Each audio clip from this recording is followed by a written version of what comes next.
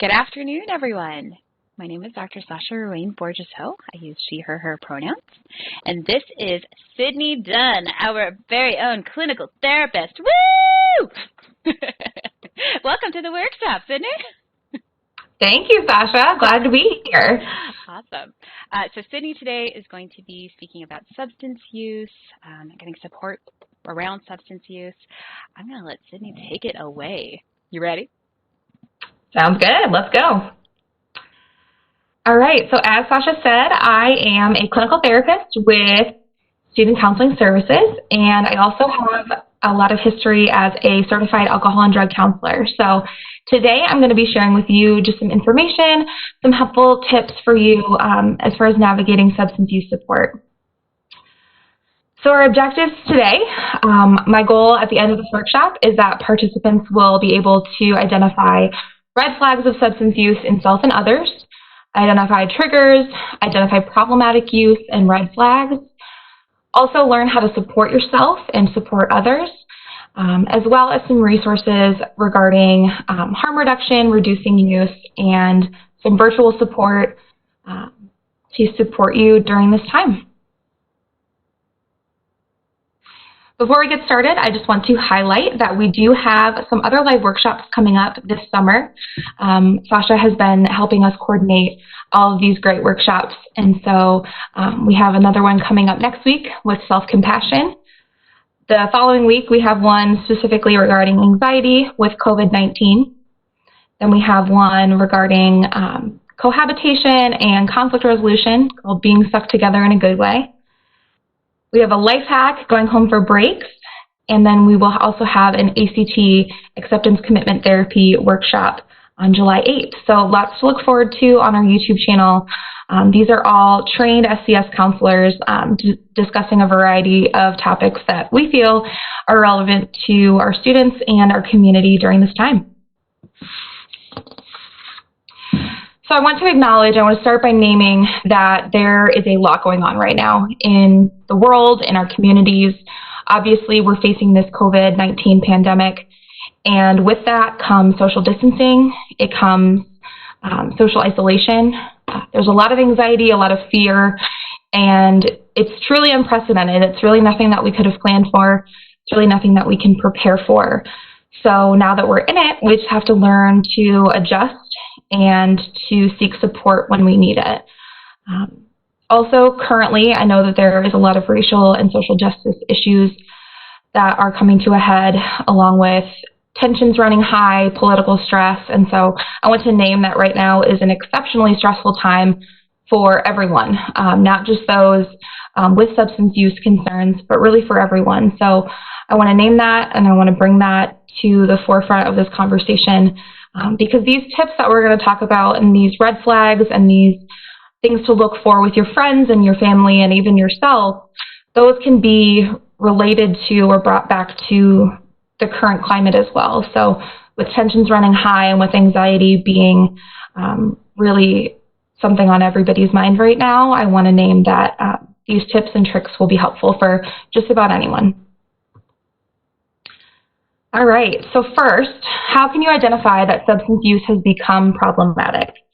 So we do know that we serve a lot of college students and a lot of people going away from home for the first time, and those social situations sometimes get out of hand, and so it's hard to know if your substance use is social or if it has become problematic for you, and maybe it's time to reevaluate and reassess. There are some main signs of problematic substance use that I want to address today, the first being physical.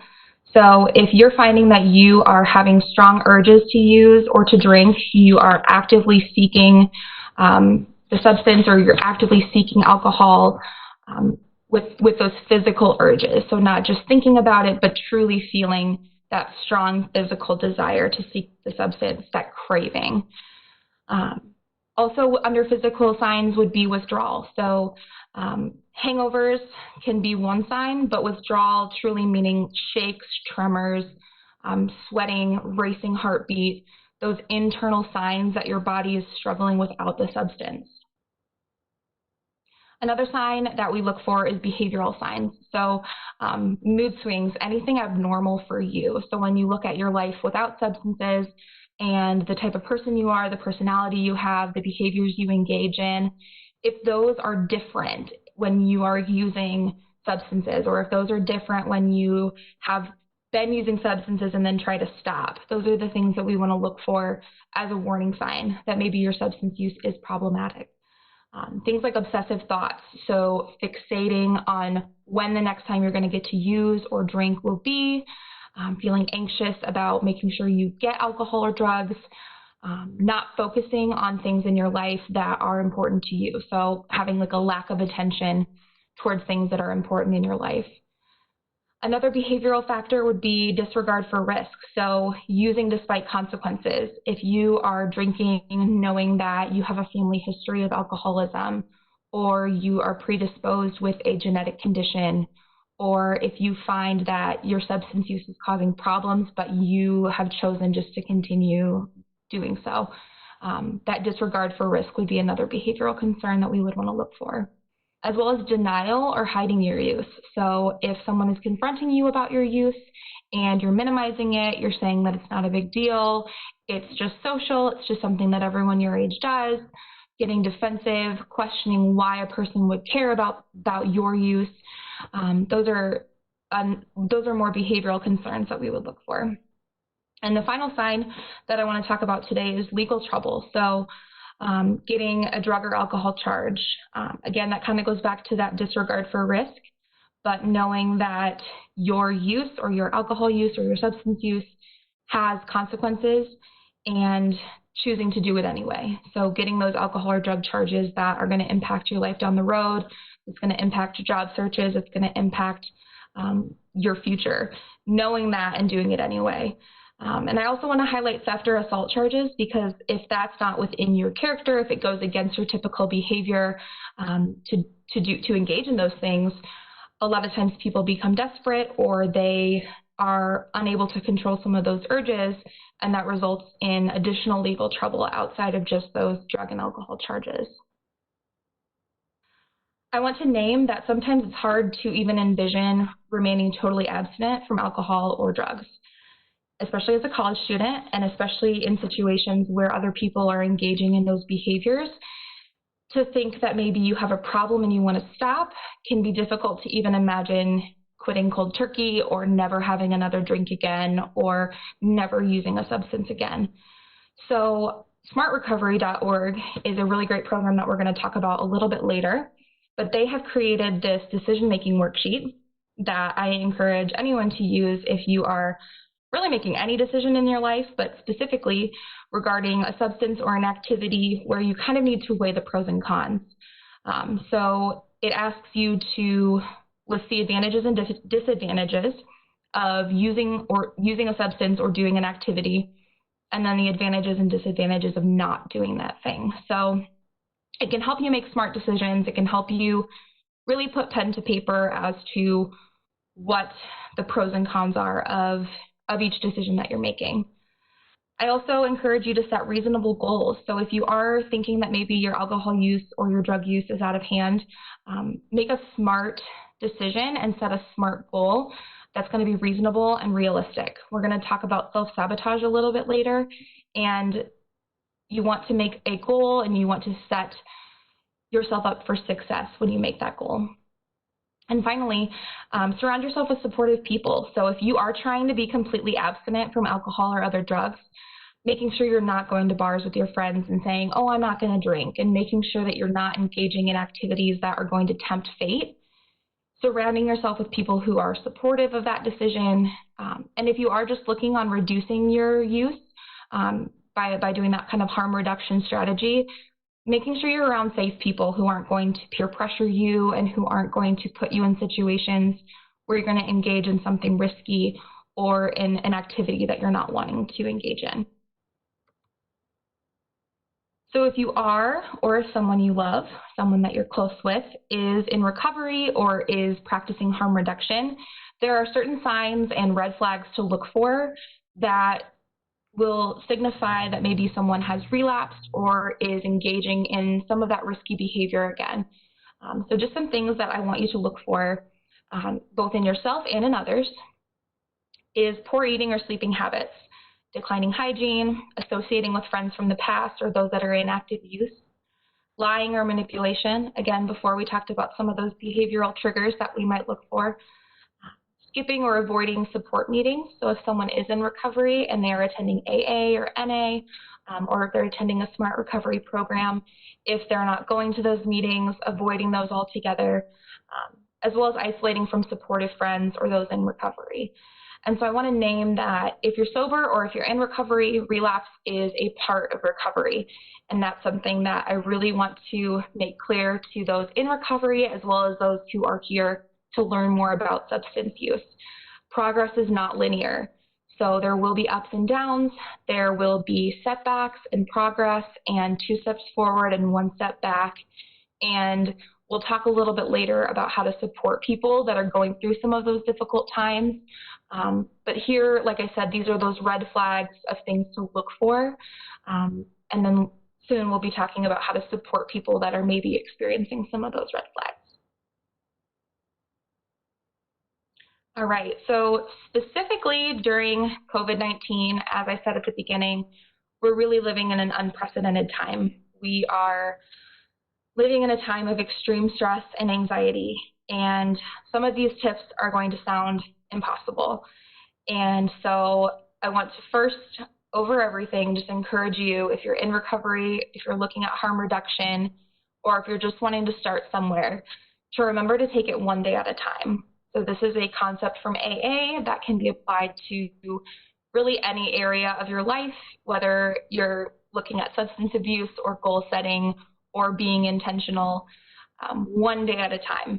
We want to make plans. We want to plan ahead for our lives. We want to make commitments towards the future, and we want to do that. But obviously, COVID-19 has taught us that sometimes those plans are outside of our control. So we really want to take it easy, take it one day at a time, focus on what you can do today, and focus on what's within your control today. I know Sasha talked last week about creating a schedule. So committing to and creating a schedule with some structure and some routine in it. When everything is out of our control and when everything is kind of chaotic and anxiety-inducing, we really want to focus on what is a schedule that works for us, what is something that I can do each day to maintain that schedule and stick to it.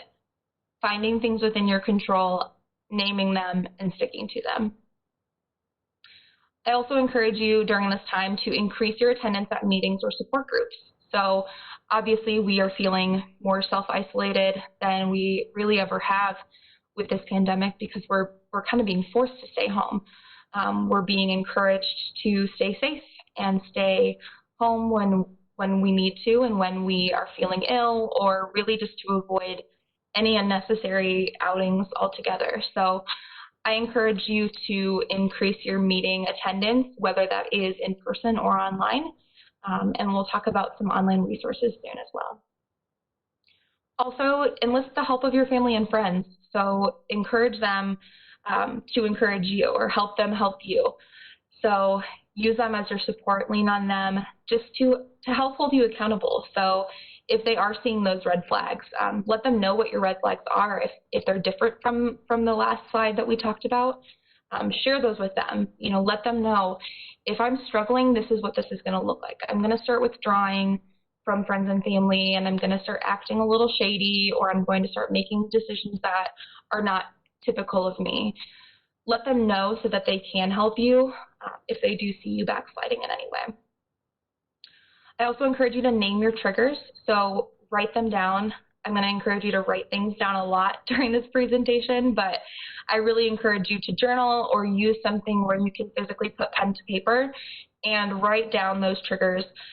Look at how they make you more likely to use, so naming a trigger of a specific place or a specific person or an activity that you used to engage in. Name how that might cause you to go down that road of use, and that will help you understand how to avoid it, as well as identifying self-sabotaging behaviors. So, like I said earlier, setting those unrealistic goals, procrastinating, not keeping your word to yourself. looking at those behaviors as a way of encouraging or as a way of promoting relapse, and then trying to walk back those behaviors. So if you're setting unrealistic goals, take a step back and look at how you can make that goal more focused and use some of those SMART techniques instead. So in the name of naming and avoiding triggers, I want to list just the big triggers, the big three for people that are in recovery. And I also want to name that these are exceptionally increased during this time of self-isolation and in this time of COVID.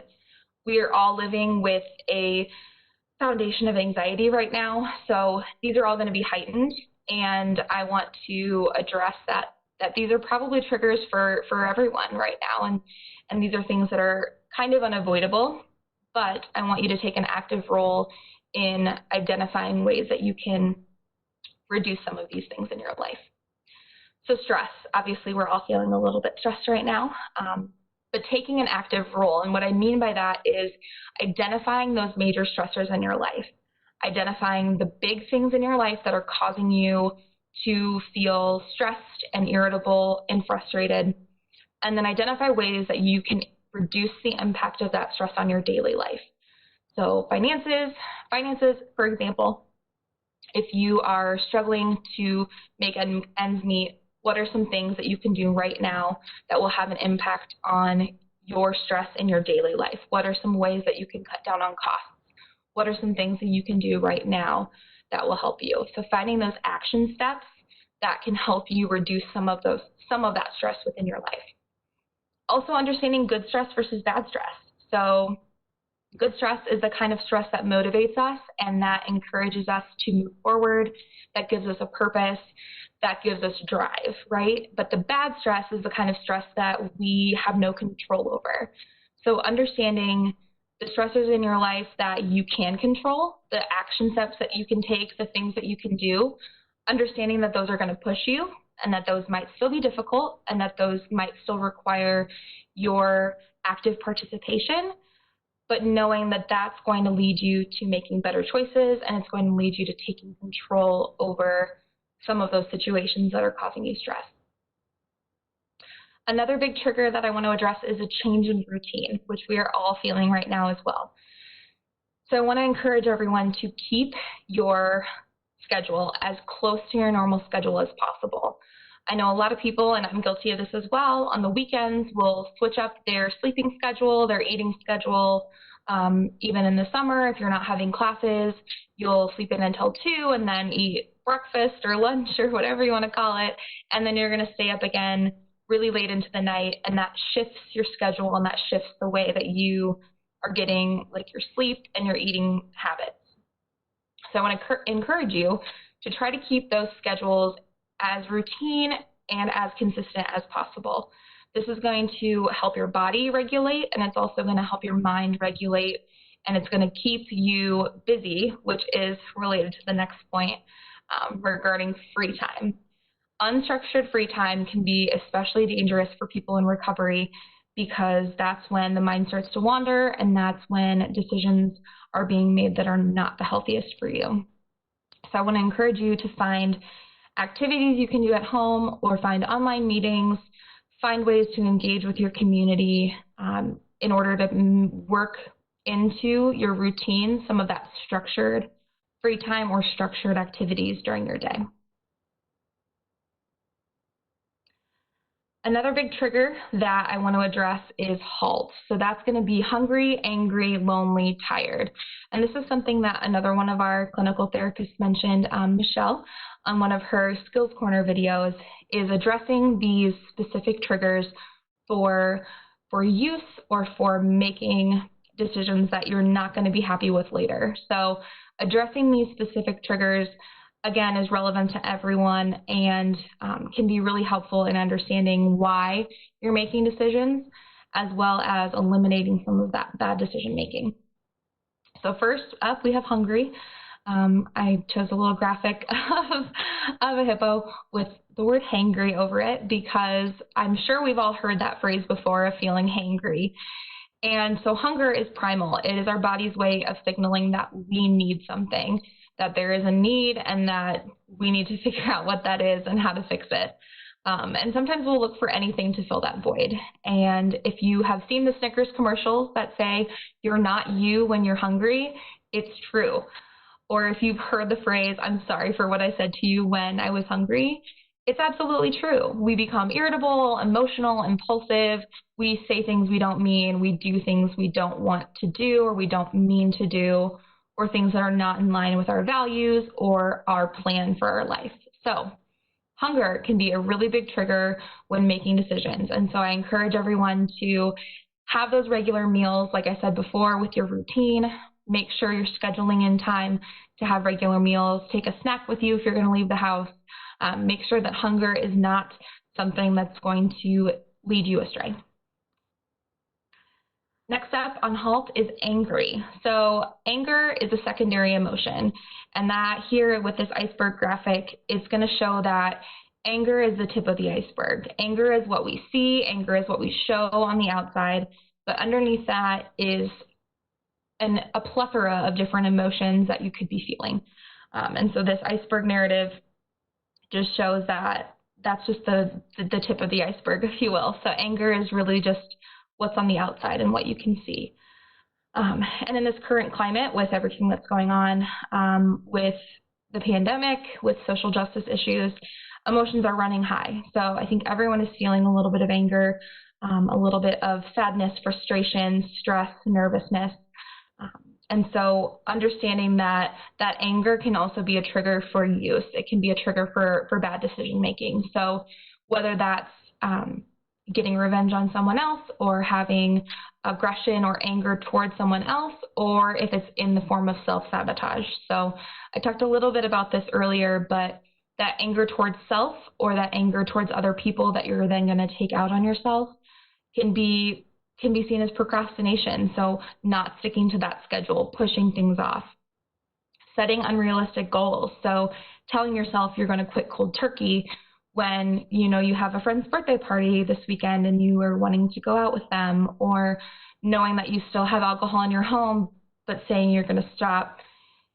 Setting those unrealistic goals or setting yourself up for failure is a form of self-sabotage, and I think that really goes underneath the underlying trigger of anger, because it's something that we need to dig a little bit deeper and understand why we're angry.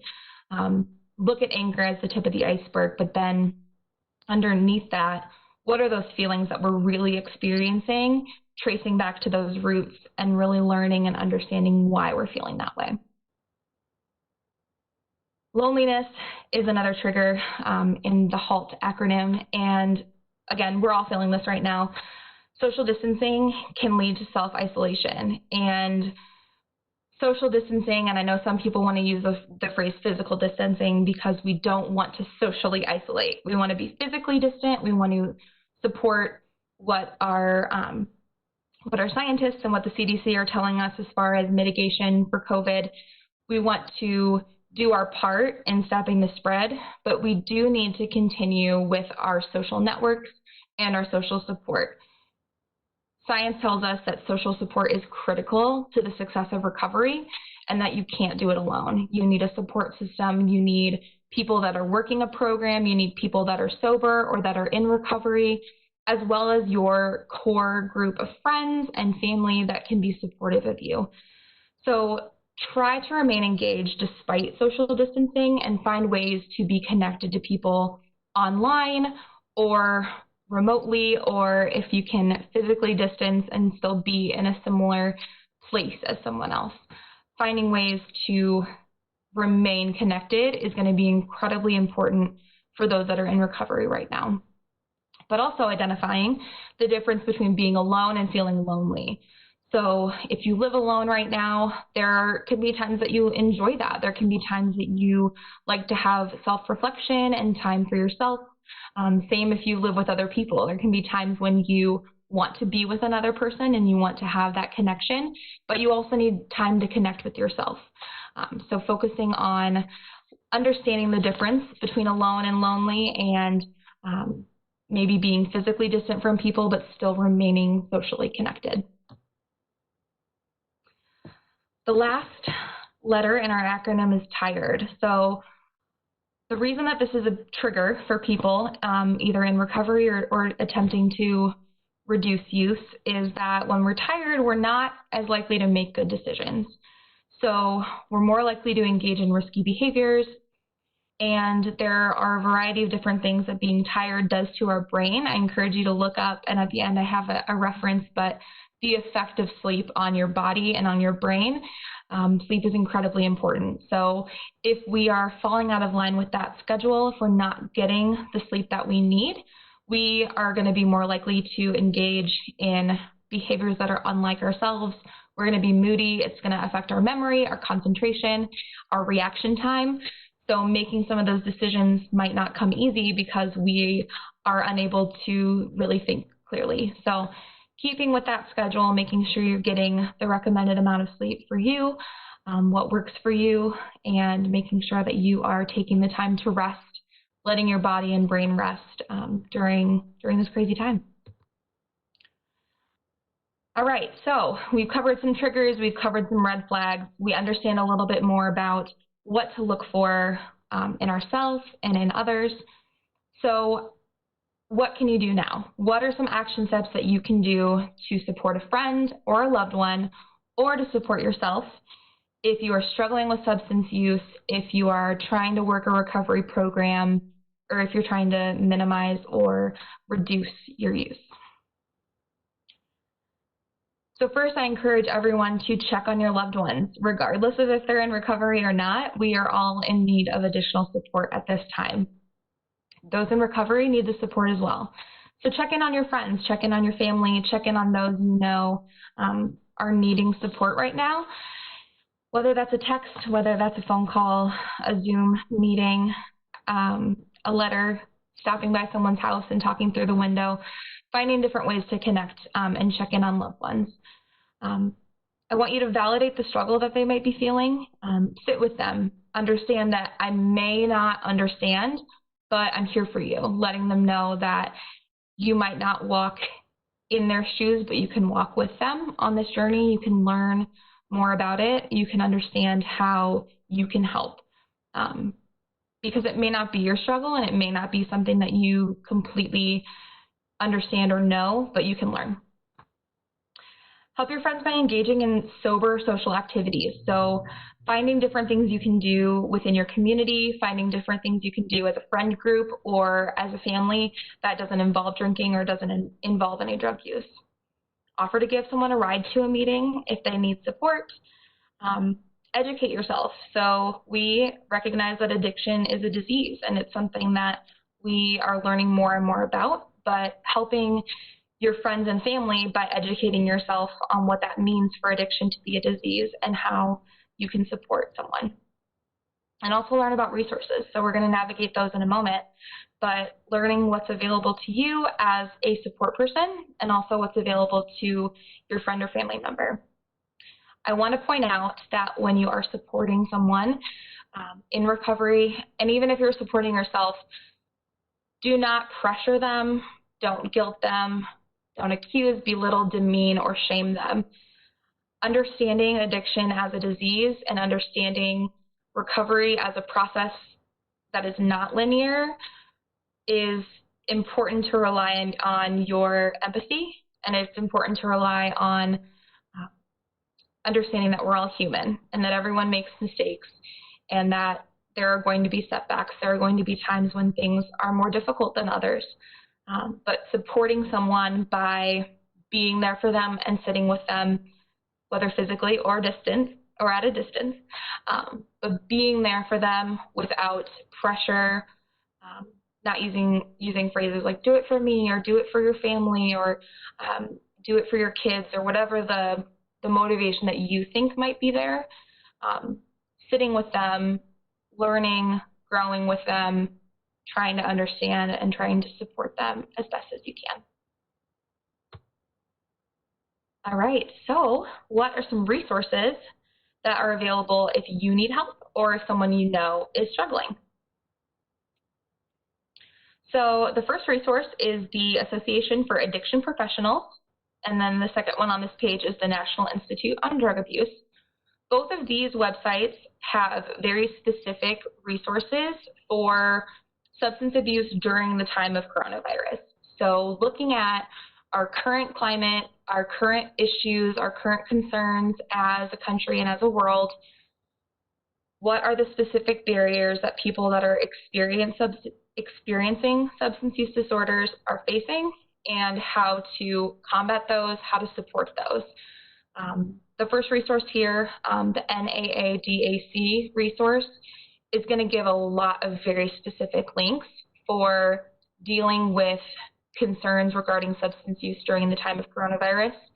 And I really liked the National Institute on Drug Abuse's page because they offered a lot of FAQ. They offered a lot of support and resources and things that might be on your mind as someone who's trying to live in recovery or is trying to reduce their use, as well as how to support people.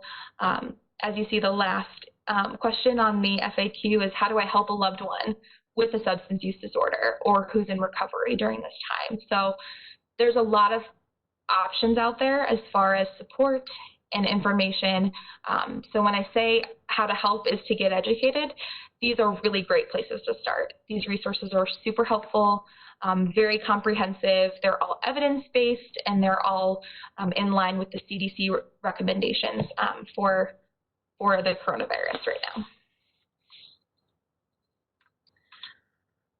A couple of resources for people in recovery are the online intergroup of Alcoholics Anonymous, as well as recoveryspeakers.com. So the first one, the online intergroup, that is going to be a lot of 12-step programs, a lot of opportunities for connection. If you are unable to get to a physical meeting, if your current physical meeting is not occurring because of coronavirus, if you're in the middle of the night and you need some support, these meetings are available 24/7. So there are over 1,000 meetings that you can drop into. Some of them are closed meetings, but for the most part, there are meetings that are available to anyone who is struggling, anyone who needs support. You can search by different languages, you can search by your gender identity and different factors that you want to have specific to your meeting. Some meetings have different focus, and some meetings have a different goal. Some of them are more broad, some of them are more educational, some of them are more based in sharing and in collaborating with others. So you can go to this website, and it's listed here, and it'll also be listed in the bio of this presentation. But you can go to that website and you can find a meeting that's going to be right for you. And something I like about these online meetings, and this is available even beyond the time of coronavirus, is that there is little barrier to access. So people can get to these meetings without having to leave their home. You can engage with people from all over the country and all over the world just on your phone or on your computer. And that's another thing that I like about recoveryspeakers.com is that there is a library of a lot of different meetings, presentations, different audio recordings from decades of recovery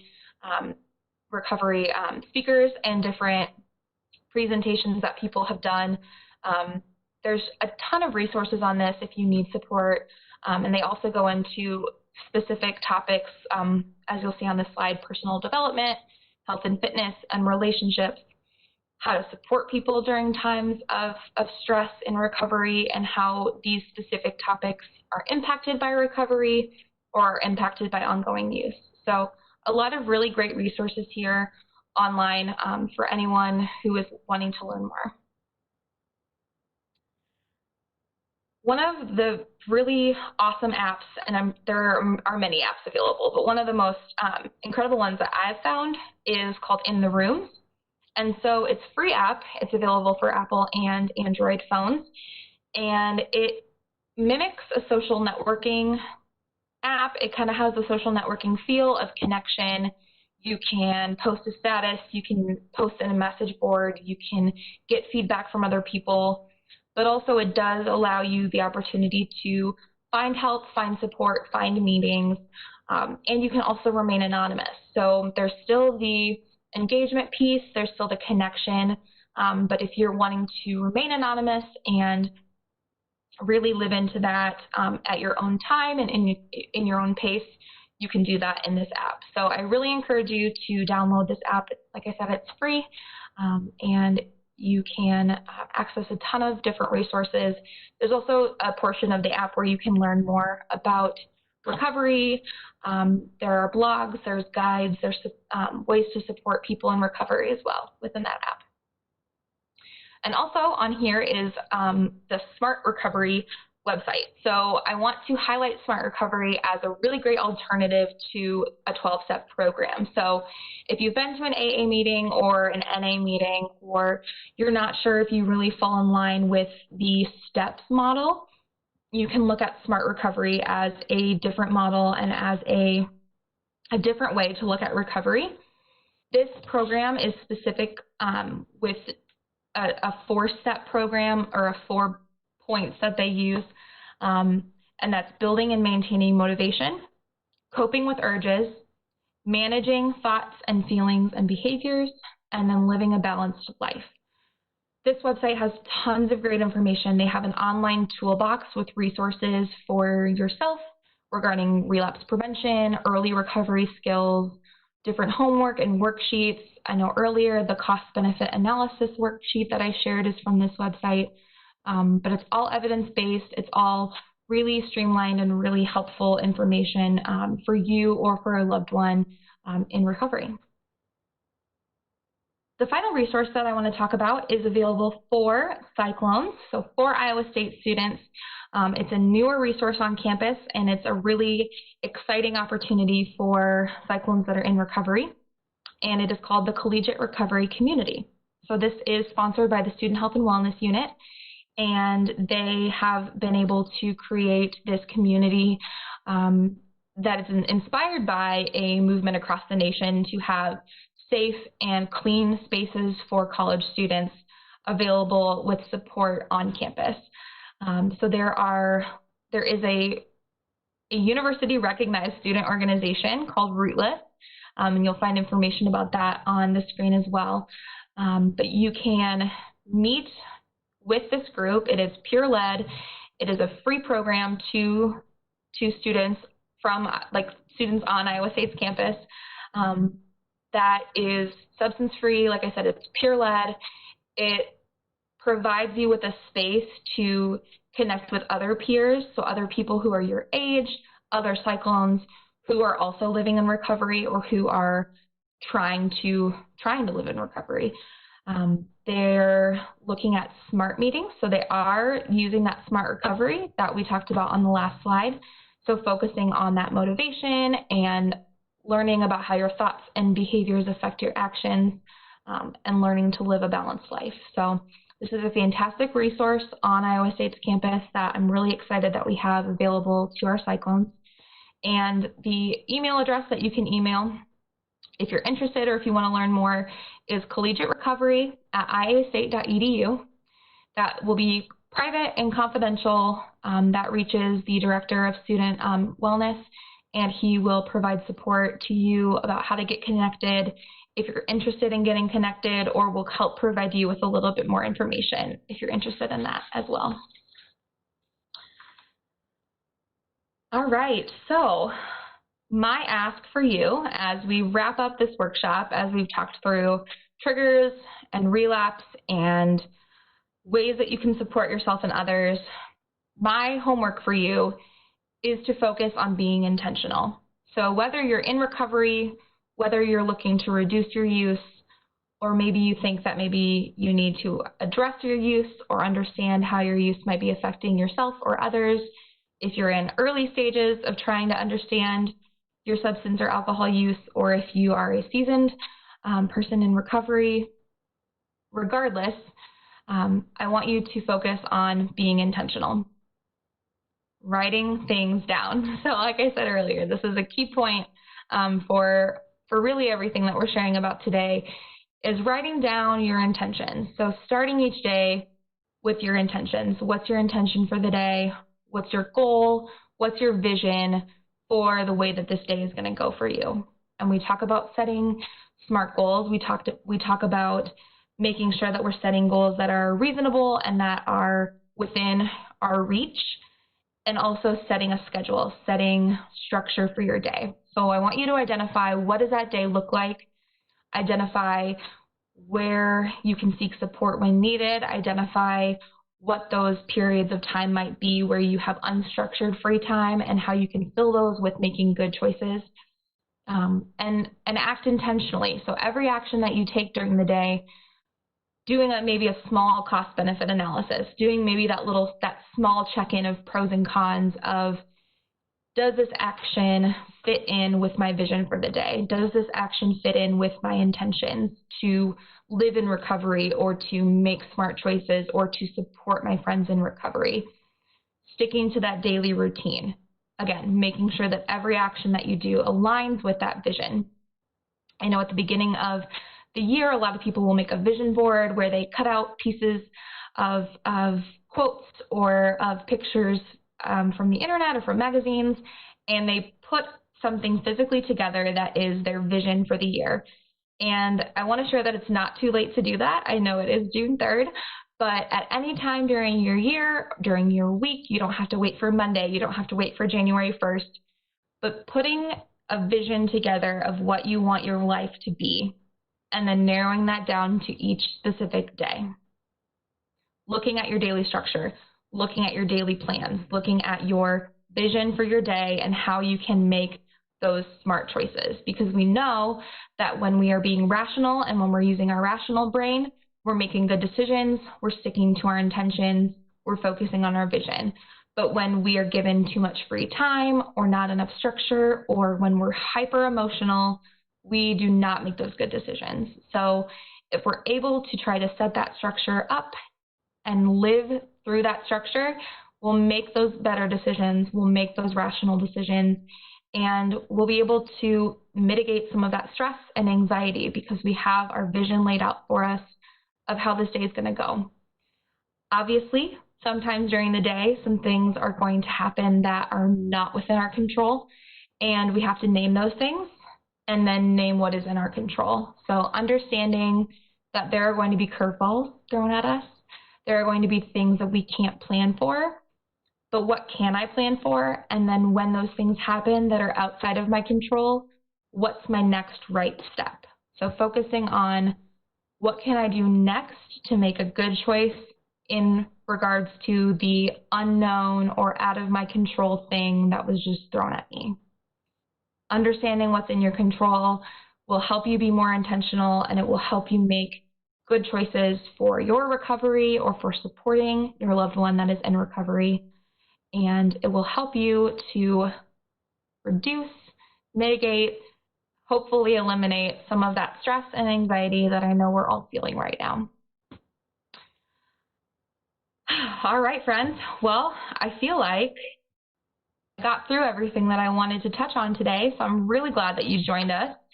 I really want to thank Sasha again for putting these together. I also want to point out that we are available, Student Counseling Center Services is available if you give us a call. We're available on social media with a lot of great tools and tips and tricks. We have our SCS Skills Corner that is also super helpful, and a lot of really great information that is available to you right at your fingertips. We are doing online telehealth therapy. We are doing our phone therapy as well. So a lot of options for you as Cyclones for ongoing support from Student Counseling Services. Thank you so much, Sydney. And so glad that everyone could join us today. As Sydney said, continue to check back into our channel. We got more workshops coming forward. There are a lot of resources available. Feel free to give us a call. The number to reach us is 515-294-5056. I'll make sure that we get these links into the description of the video down below. Awesome job, Sydney. Thank you. Sounds great. Thanks, Sasha. Awesome. Thanks, everybody. Have a good one. Bye.